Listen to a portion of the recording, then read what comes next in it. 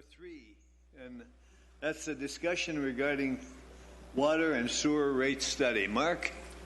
Sir, good evening, Mr. Mayor, Vice Mayor, and council members. On an annual basis, either myself or my director of the department, Bill Copey, are up here telling you and reviewing with you what we've done over the last several months in regards to our water and sewer rates. So it's that time of year again where we review that with you and move forward with proposals and recommendations. So with our water and sewer rates, what is it that they accomplish? The water and sewer rates should be established to where it is covering the cost of service. We're getting back exactly what it is that we are putting into it to deliver this service to our customers. It's also established to maintain adequate financial performance. We want to make sure that our bond requirements are met with a certain level of monies in our reserves. And also we are maintaining town policies for emergency situations. We also want to make sure that we are fairly and adequately charging our customers the correct amount. We're not undercharging them to where the town has to recoup those costs. We're not overly overcharging them to where we're making more money than we need to. We want to make sure we give them the lowest, fairest amount of cost for the service. With our current rate structure, we have our base fee and we have our usage fees. Our base fee is set based on the meter size and the customer class. We also charge by the volume or the usage. We charge by the 1,000 gallons consumed, and we have 3 different tiers structured to promote conservation. The way that they are set up is based on that meter size.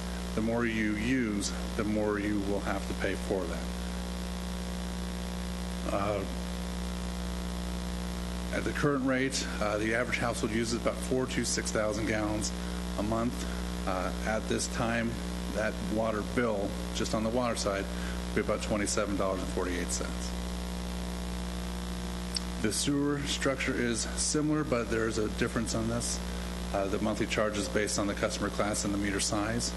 The difference with the sewer side is that it is still charged on the thousands of gallons, but we do it on we base that charge on a winter quarter average, which is taken from November through March. We take that winter usage where our customers are using the water only for the essentials, bathing, cleaning, cooking, stuff like that. They're not washing their cars, they're not filling their pools in January when it's 40 to 5 degrees outside. So we take that average, and that's at the high cap that we would actually charge those customers during the summertime. So if we get that 4,000 gallon average, that's the most that they would pay for their sewage during the summer. Right now at the current rate, the average 4,000 gallon winter quarter average, that sewer side would be $23.23. What factors go into these calculations that Bill and I go over for the last half a year? There's a few different things that go into it. We have our budget and our debt service. We need to make sure our budget's being met. We also need to make sure that our debt service is being met. That gives us the revenue requirement, what is needed for us to continue forward at that rate.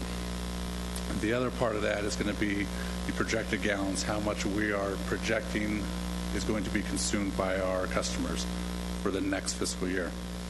And also the number of customers that we have for that to give us those fees and user fees to that.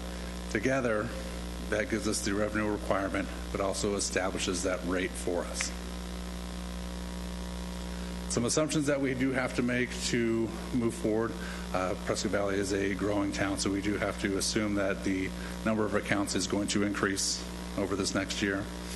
We have to factor in our operating expenses, what it takes for our contractor to operate, also personnel services, what it costs for us to operate. We plug in the number of customers. We project the number of gallons to be billed in the next fiscal year. We are getting very close to meeting that for this year. This past fiscal year was a pretty high consumption. This year we're toning it down just a little bit, but we are projecting that will come very close to what we're assuming. Also, we have to plug in our operation budget and our debt services. That way we make sure that we meet the minimum requirements needed by policy and our debt service. Now, with our financial projections, with our debt service coverage, if you look towards the middle of that, you see at a minimum we do require 1.25 coverage. We are or 1.6 coverage with a town policy, 1.25 by the bond policy. We are right where we need to be and right where we want to be. But we do have to look forward to different fluctuations in this coming year and future years. So as a result, with those factors taken under consideration, we are asking for we are proposing that you consider a increase based on the volume usage for the customers, not the base rate, but solely just on usage. How this would affect the different blocks is the block 1, the lowest usage, most conservative usage per household would be a 4.22% or 13 cent per 1,000 gallon used increase in the charge. Same with block 2, it would be an increase of 16 cents per 1,000 gallons used, or 4.34%. The highest increase going to the highest consumption block with a 21 cent increase, or 4.38%. At this time, we're not asking for any proposal or projection for any increase on the base rate for the water usage. We have some similar assumptions on the sewer side.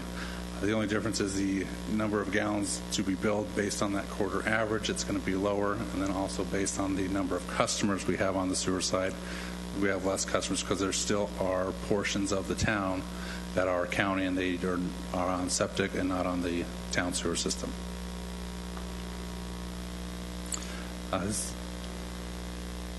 On the sewer side, we are a lot more healthier with our debt service and with our bond coverages. So as you see through our debt service coverage ratios, we are very healthily above those. With the results to the sewer rates, at this time we are operating exactly where we need to be, and there's no proposed sewer usage rate increase and no sewer base rate increase. I wanted to illustrate an example of what this rate increase could project and the difference of how a average household here would be affected by it. So on the middle column underneath the actual, we have the base rate of $9 with a consumption of 8,000 gallons. That would take their bill for a total of $33.64 as it sits today. If this increase was approved, the next column under proposed, that would increase the bill to $34.68 total for an increase of $1.04. One of the things I wanted to illustrate a little bit better this time around is we always kind of leave out the commercial accounts, some of our bigger commercial accounts, and how this can affect them. So I wanted to use one of the bigger industrial ones that use a substantial amount of water pretty religiously every month. So I wanted to show the difference. So with that same consumption, their total water as it sits today would be $1,133.89. With this proposal and how it would affect them with that increase, that same amount of water usage would only increase their bill $48.30 for a substantial amount of water used. So while we really want to minimize the amount of increase that we need. I think this hits that. At that time, is there any comments or questions regarding this? Rick? You know, I think I'd like to see, not tonight, but I'd like to see what it would look like if we left the base rate alone and went to Tier 2 and Tier 3 to make up the difference on what we would need. In other words, if we increase Tier 2 more and Tier 3 even more than that to make up the difference and leave Tier 1 alone, because that would then leave the people who can't afford even, and I understand it's not a lot, but if everybody starts adding on a little bit here and a little bit there, it's a lot to people that don't have a lot. So if we could leave that alone, people can manage to use a little less water if necessary and stay within the Tier 1 rate, then they can manage that portion of it. But if they decide they want to use a little bit more, then Tier 2 and Tier 3 are going to have to pay for it. Just something I'd like to see. Maybe Bill knows an answer. I don't know. Any other comments or questions? Mike?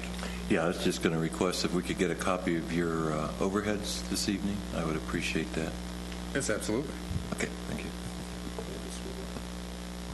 Just to address, that is always possible.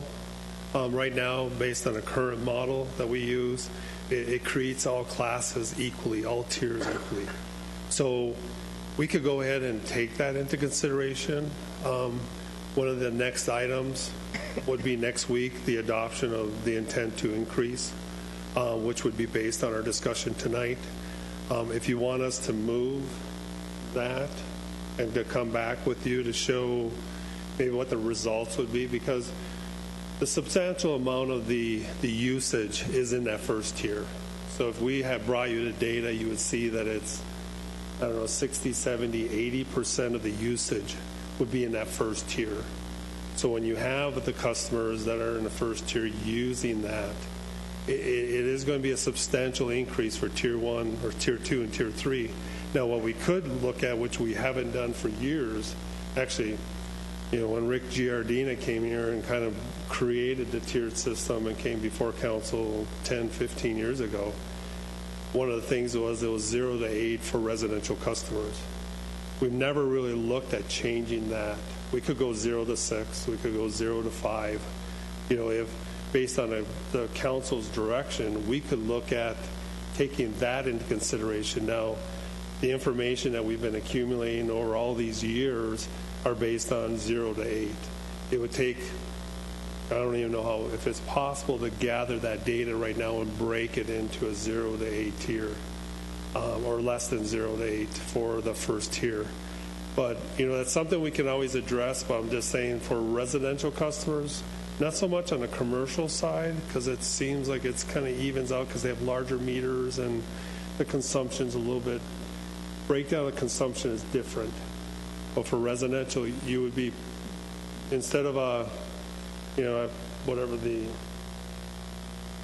number was originally for Tier 2, Tier 3, you'd probably at least look at doubling that amount, if not more. So that would be the question, whether or not if you go 16 cents, you could be looking at 28 cents potentially or more, and then the Tier 3 would even be 40 cents or more. I mean, we could definitely look at that if you'd want us to. I don't want to delay it. So don't do it now, but Okay. look at it something in the future. I'd like to find a way to keep it down on the bottom level. Would it be appropriate that in our next series, where Bill and Mark are going to have more computing capabilities as well, that they could come with a couple of options in the next round? Because as you can see, that you're not looking at much, but your point's well taken, that it's still a burden. But nevertheless, perhaps next year we come with a couple different options that would allow us to make some decisions based on your sense that lower tier would be better served by leaving it alone. That'd be fine for me. I don't want to slow the process down this year because we're already behind a little bit with budgeting. So I don't want to cause that to slow down. Go ahead with what you've got as far as I'm concerned. But in the future, yes, if you can come back next year with a couple of different options for us, you know why I'm doing it. Yes, I understand. Okay, thank you. Any other questions? Anything else, Mark? No, that's it. I think you did a good job there, Mark. Thank you, sir, very much. Okay, with that, we'll move on then to number 4, rather. We're going to table number 4 for now. And we move on to number 5, discussion, false alarm update. Chief? Jim?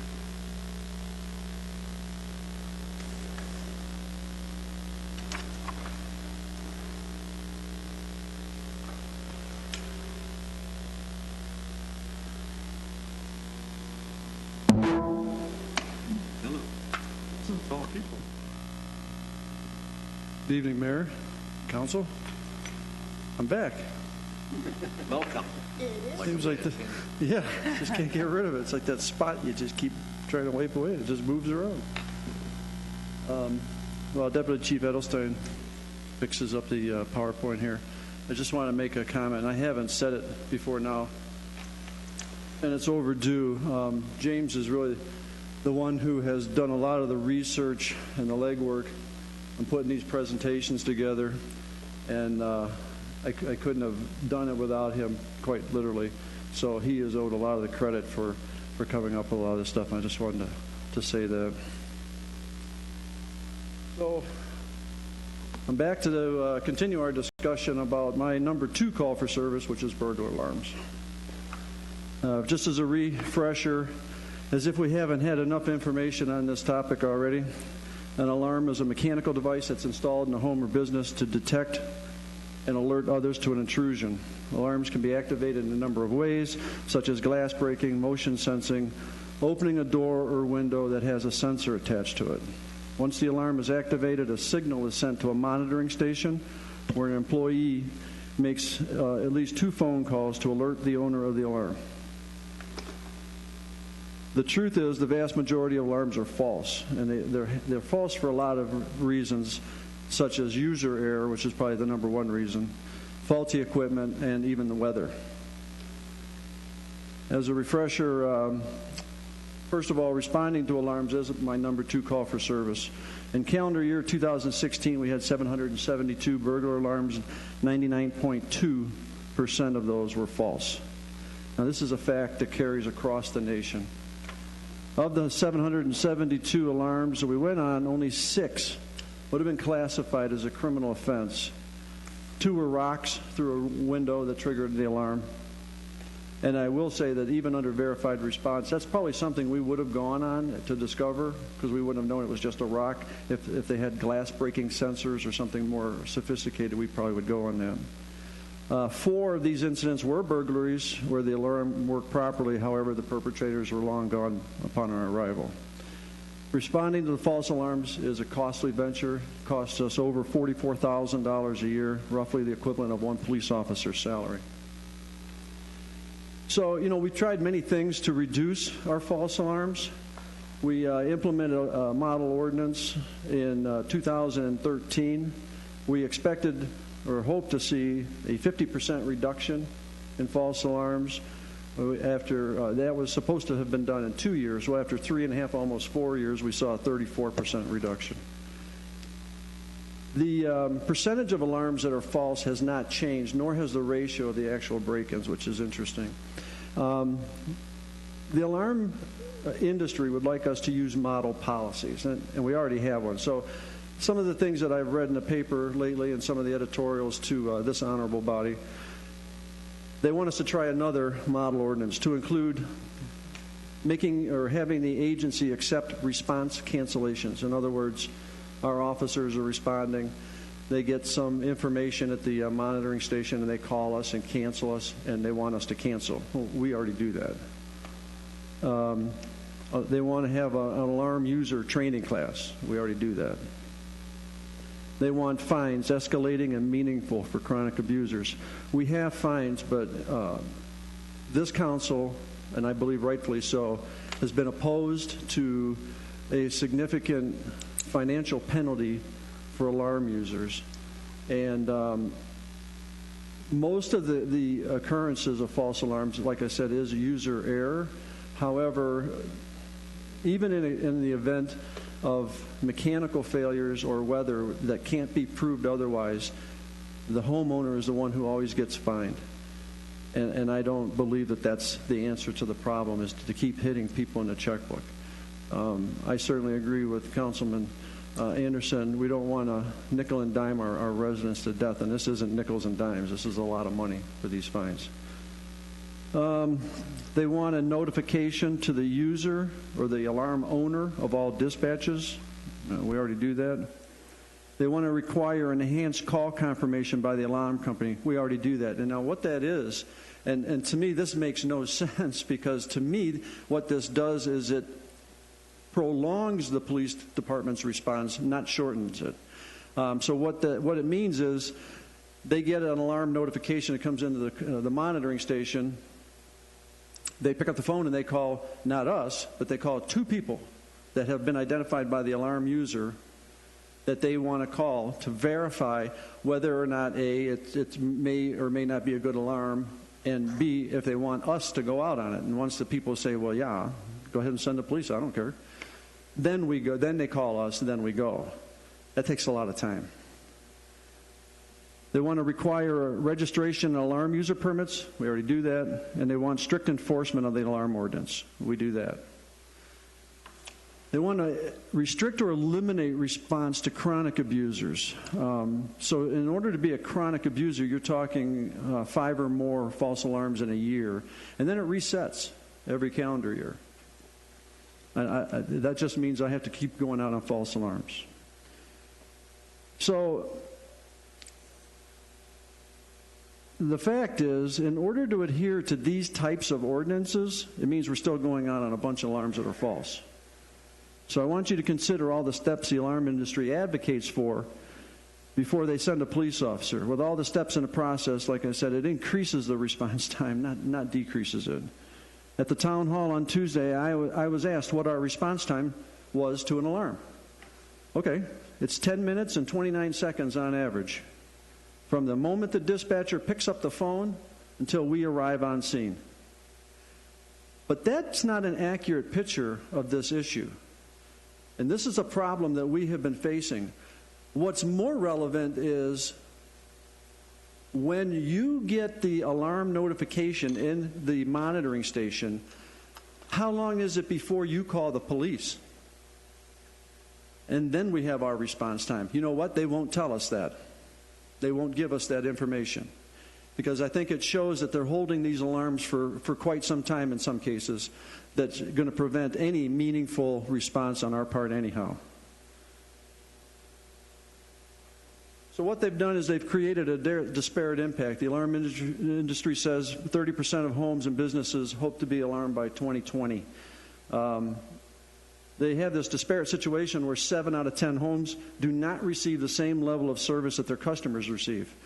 So if more than 99% of my alarms are false, every citizen in this town pays for police services, including having to respond to a call for service that's false 99.2% of the time.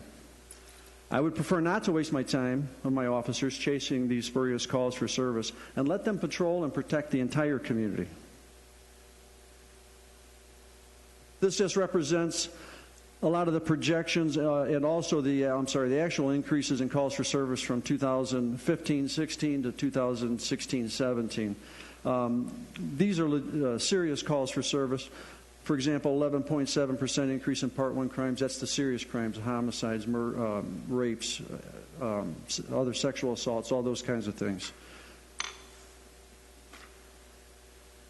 So what's the solution? Our recommended solution for this problem is verified response, and that can be done through either video enhancements in a business, audible, where they hear things, eyewitness accounts, or security guards hired by an alarm company that would respond out to their alarms to determine if there is indeed a problem.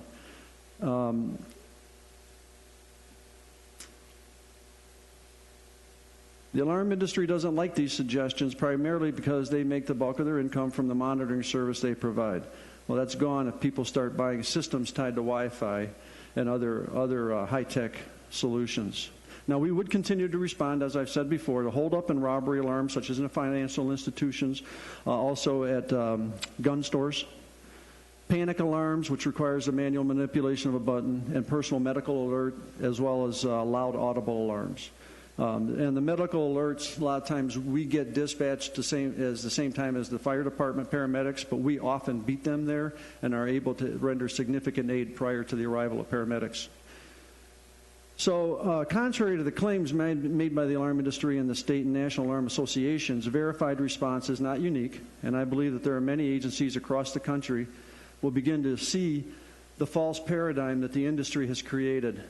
So, if you remember on Tuesday, a member of the alarm industry actually gave me this, but they got up and they said that verified response has resulted in some serious problems around the country, and they used the city of Modesto, California, and they said that once they instituted verified response in 2006, they saw an increase in burglaries of 26%. So I did my own research into this. And first of all,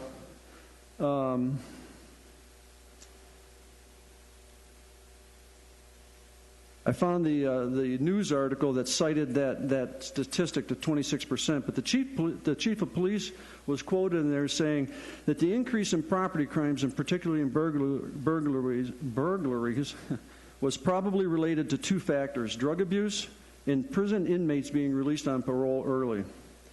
Crimes such as burglary, shoplifting are often the crime of choice for people who are not being treated for their addiction. The state penal system also has been putting more parolees back in the community, and more releases are anticipated. I will email you a copy of my PowerPoint tonight, and in there is a link to the article, and you're more than welcome to pull that up and read that. Going a little bit further in my research today, I also went to Modesto's police department's webpage. They still do verified response, so they have not gone away from it. And this article that I was given the other night, which is written by the Security Industry Alarm Coalition, wants you to believe that they disband, or they got away from that program. Well, they didn't. In fact, in their website, it says in 2006 they began using verified alarms. The police department will no longer routinely respond to burglar alarms unless additional information is received to verify the validity of the alarm. The alarm monitoring company must be able to verify the alarm through the use of on-site video and or audio equipment, or by a private security service, which is what we talked about the other night. In fact, it goes on to say verifying alarms. The Modesto Police Department does not recommend that alarm owners respond to verify their own alarm. Doing so could be potentially dangerous if an officer, a security officer, or intruder is on site. But I love the last sentence. By now, alarm companies should have contracted with local security firms that will handle on-site verification, because they can do that with a $10 or a $12 an hour security guard as opposed to a $30 an hour police officer. And we've received pushback on this very issue, and I don't understand why. They don't want to do this.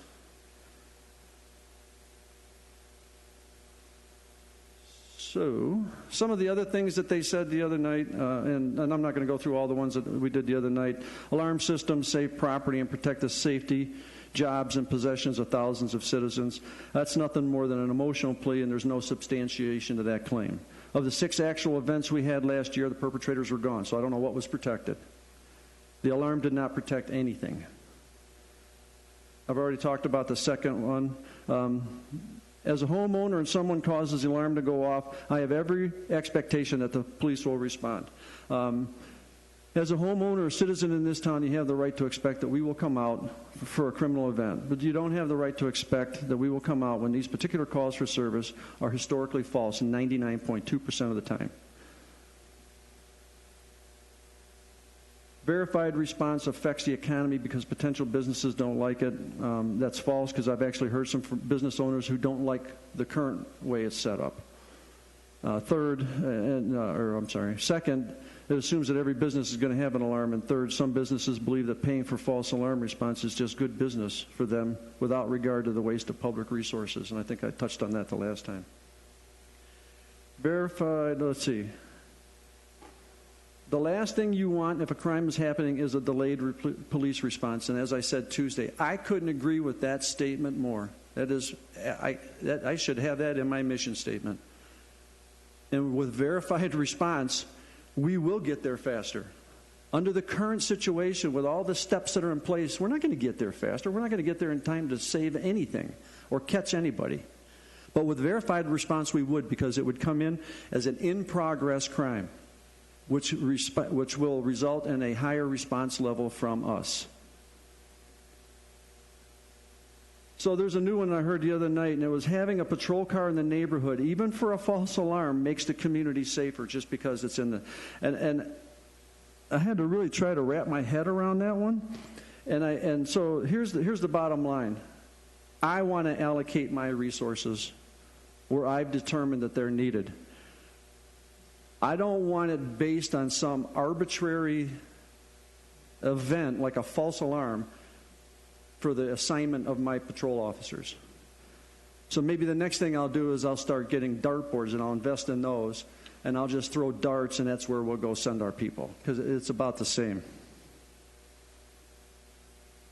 So after all of that, actually a representative of the alarm industry recently posted on our Facebook, where is the public input and transparency that should accompany such a major change in police policy?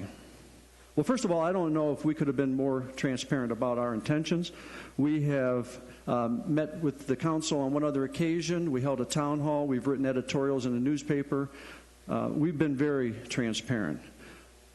So they want public input. So here's a copy of the July 11th e-version of the Daily Courier.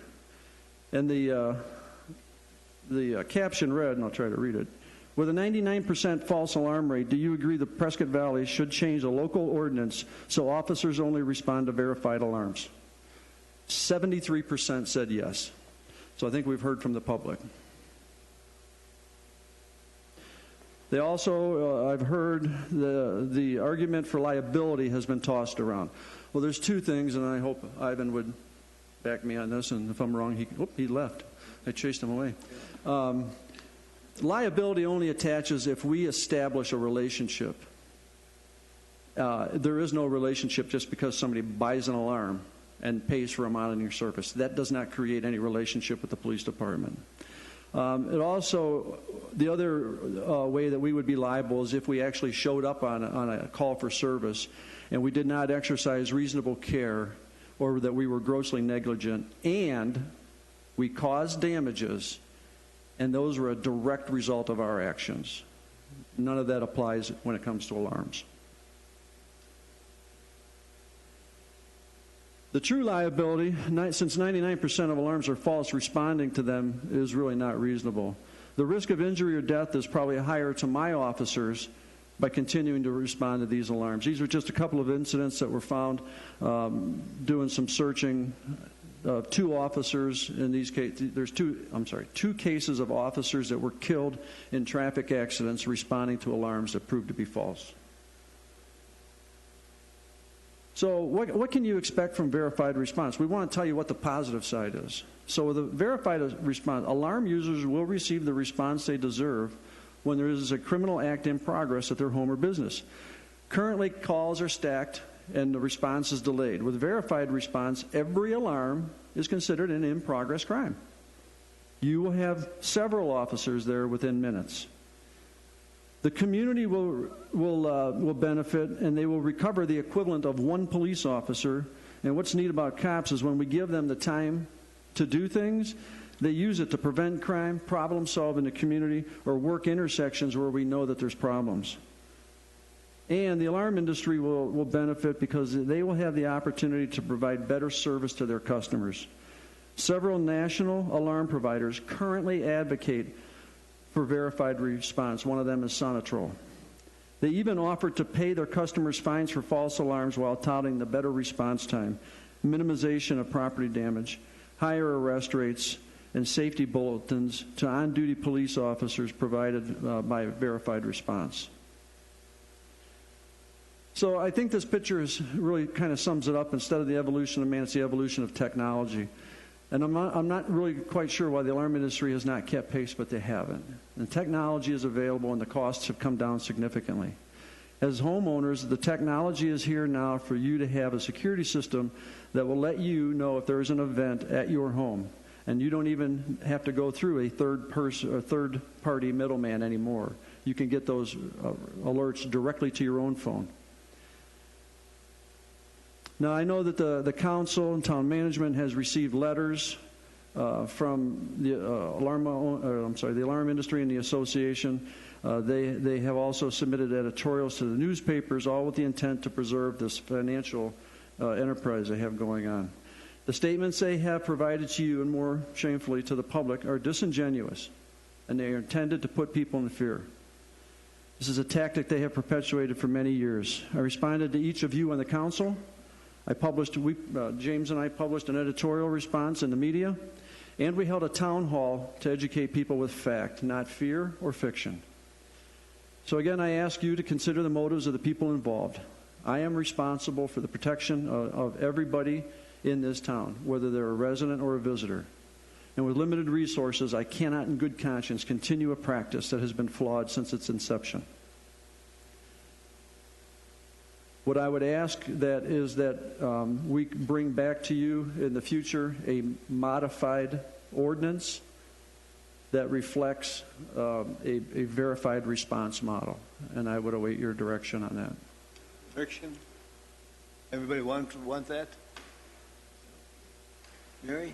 Yeah, I'm perfectly fine with that, and I do appreciate all the work that's gone into this and the outreach actually into the community, and I'm out and about a lot throughout the community throughout the week, and the people are aware of the discussion that we've had, and I've received emails from citizens, and I understand where they were at with it, and I read their response. And so I think the research has been good. I think the outreach to the community, I was here Tuesday night along with many of us, so it's a chance to see all of everything that was going on. I did actually read that survey in the paper when it came through, and I thought that was good. And so it's been out there. It's not been a secret, and I know that. Thank you. I don't have a question. I have a comment. I think it's quite important that we do this. And as you've said, you have been very transparent regarding this. And I've had some emails back and forth with some citizens, and most of them are in favor of your plan and going through with the verified response. What ticked me off yesterday was the half-page ad using scare tactics by the alarm industry. I don't know if all of you have seen this, but it was with the Prescott Valley Tribune. It was in there, and I'll be more than happy to let you look at this. But it's totally scare tactics and how they use it.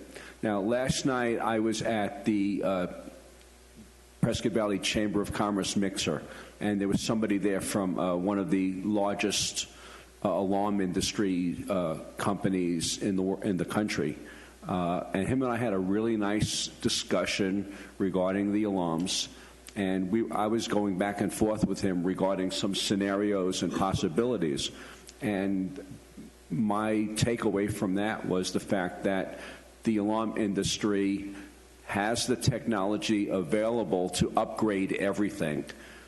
And because they pay the citizen pays a monthly fee, they could, if they gave away the system to the customer, they would recoup their funds easily.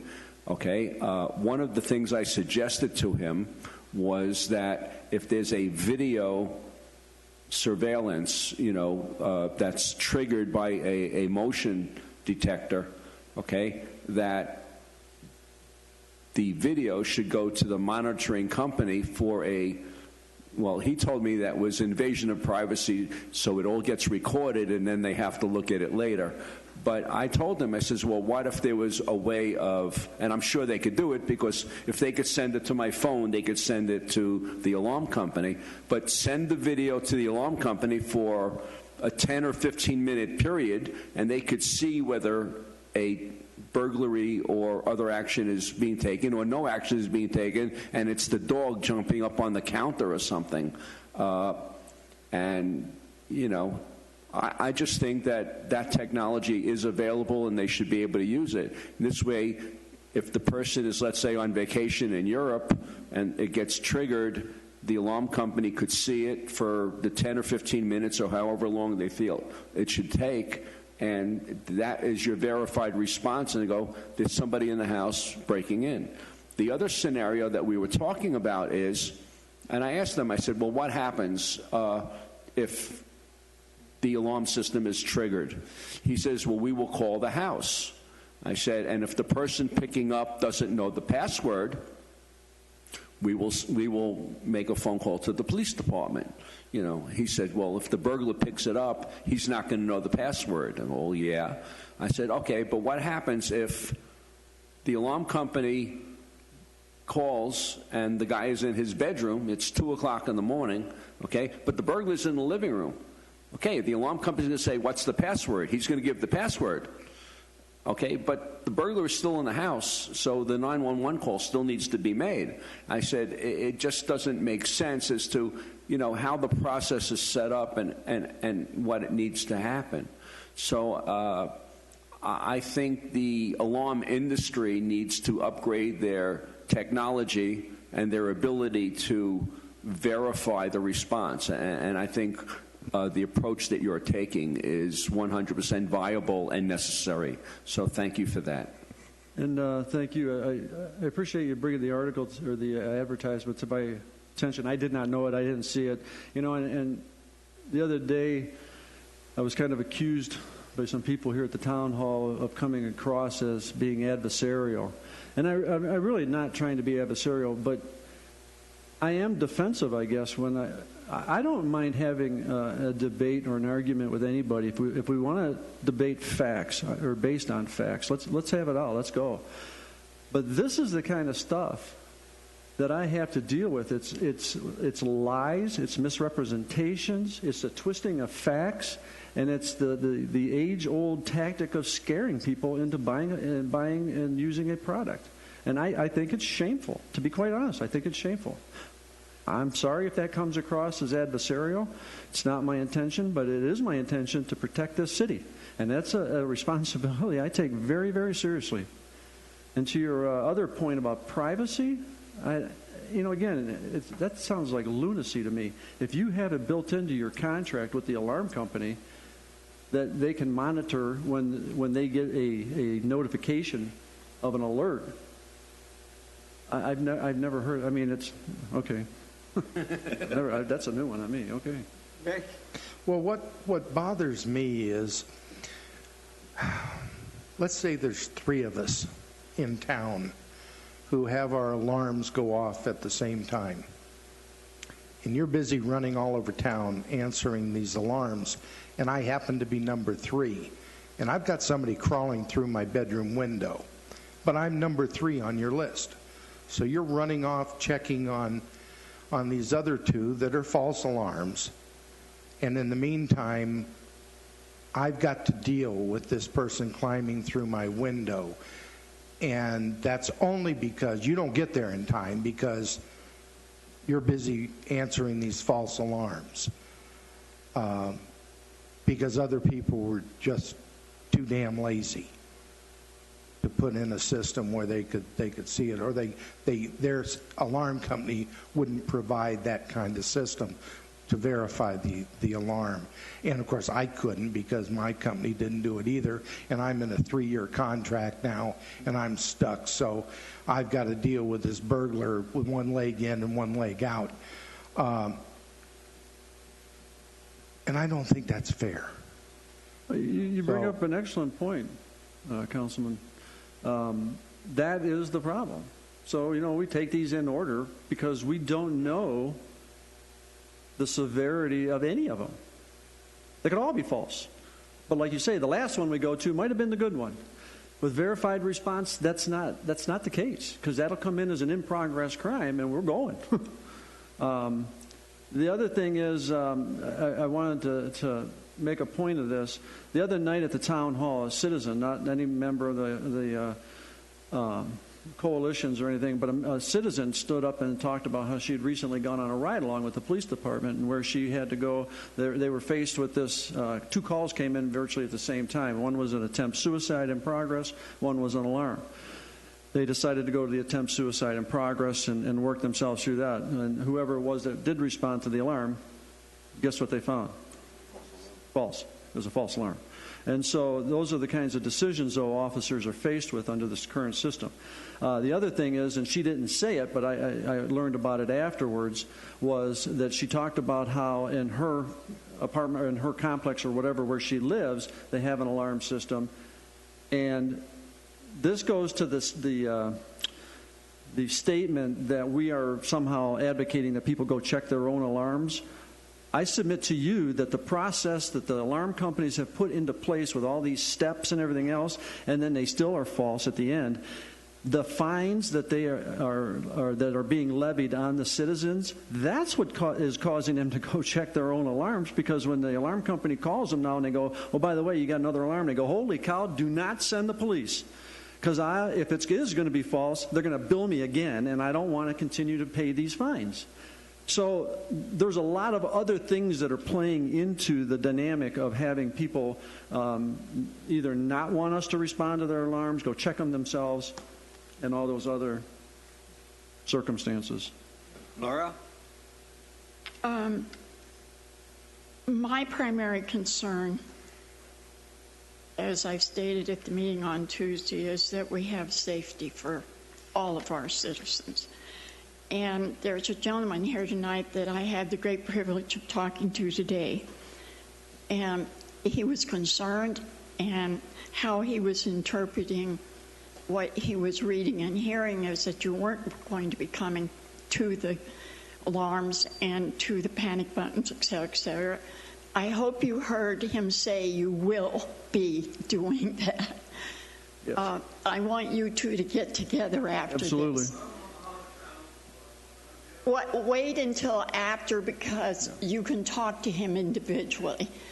And I want to honor this citizen. I was so delighted that I was in the building today when he came, because his concerns were deep, they were genuine, but based on the way the stories were written, he was concerned, and rightfully so, because we want to feel safe. And like everyone else here, I'm very annoyed at how the alarm businesses have preyed on our citizens, and that's what they did. And I'm saddened by it more than anything. But any citizens that are listening at home, everyone on this council, all of our staff, our police department, our primary concern is your individual safety, and it always will be. That's not a bottom line, it's a top line. Mary? I appreciate that response. And just real quick, I want to touch on something. I brought this up to one of the members of the Alarm Coalition, and I said, or she said, what happens if somebody breaks into my house in the middle of the night? And I said, well, if you're in your bedroom, you should have a panic button or something and press the panic button. And then we'll come. And she said, well, that means I have to get out of bed and go to the front door where the keypad is. And I'm thinking, oh, my God, you work for the alarm industry or association and you don't know about remote buttons? I mean, it's very common, and you can get them either hardwired or remote. So that's not an option, but I would be more than happy to talk to the gentleman after the meeting. Mike? Yeah, I just want to say a few words. I'll make it quick. But, I've always thought, especially since we implemented our sales tax increase, that one of our focuses was to build upon the success of our police department and expand, I think, the officers that we have. And obviously we have limited resources, and we were in a position where we not only had to look for a way to support that, but to actually raise taxes. And I think it's a fair tax and something that everybody contributes to. So I think we all feel that's appropriate. But we do have a responsibility, and I think that's the one thing that kind of stood out to me was that we have a responsibility to our community and then not to outside resources relative to systems that are in place that might enhance the ability for them to sell a product. And, you know, I wanted to give just kind of a personal testimony in the fact that I've had a security alarm in my home for about 12 years, and we've used it twice. And both times it was where we were not home, so we had no idea what was going on. But we were on the line with our security company for about 5 minutes or more to discuss what was happening. And I think I appreciated that because I depend on them to tell me what's happening. And we have motion detectors, so I think we determined that in both cases it was caused by an animal. And so what we did was we revised the way in which the motion detectors were aimed. And from the discussion we had, and again 5 minutes or more, both times we concluded that it was an animal. So we actually verified, I think, in the sense that we're talking about what was going on, so that the company did not contact the police department. And that's what I'm looking for, is responsibility. What I pay in and invest in my security system, I depend on the security company to assist me in doing that.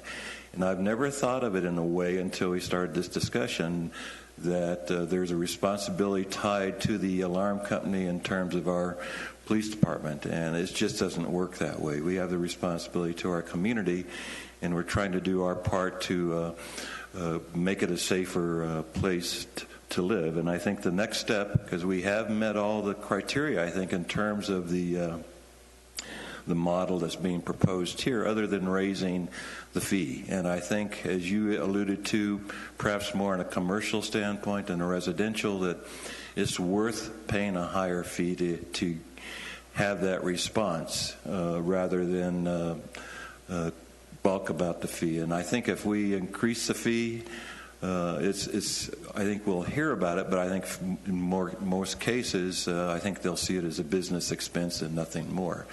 My only thought in terms of how could we deal with this otherwise would be to perhaps bill the alarm company for services rendered in terms of response. But again, it'd be very easy for the alarm companies to pass it on to their subscribers. So, my feeling is a logical approach is the next step after 4 years of experience to go to a verified response, and then we will have time to review and evaluate how well that works.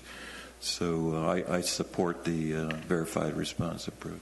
Thank you. And just real quick, I don't know if it's Arizona or California, but there was a legal decision rendered which holds alarm companies harmless. Go figure. Good. Any other questions, comments? And I think, Chief, the understanding is bring it back. All right, we'll bring you back in the future a modified ordinance for your review. Thank you very much. Appreciate it. And if there's no other comments, then we'll do the most serious part of it all. Adjourn. Meeting is adjourned.